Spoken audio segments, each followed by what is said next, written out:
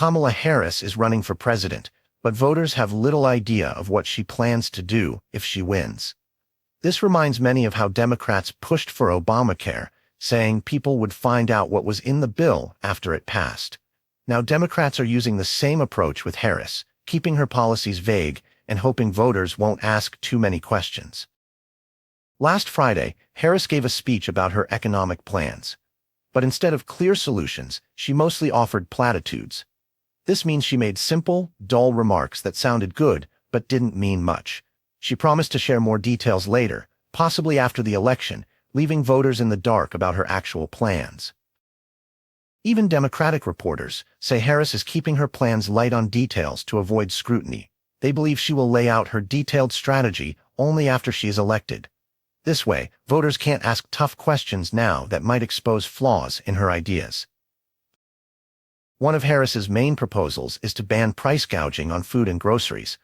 Price gouging means charging high prices unfairly, especially during emergencies.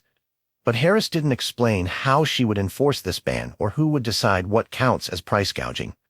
Inflation and prices often change fast due to many factors, making it hard to control them without extra bureaucracy, something Harris claims she wants to reduce.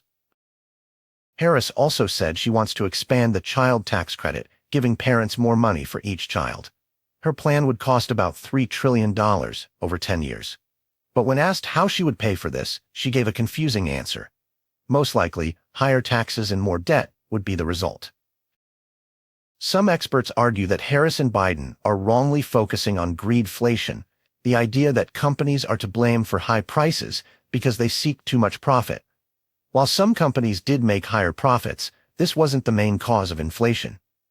Inflation happened for many reasons, like supply chain issues during COVID-19 and the war in Ukraine.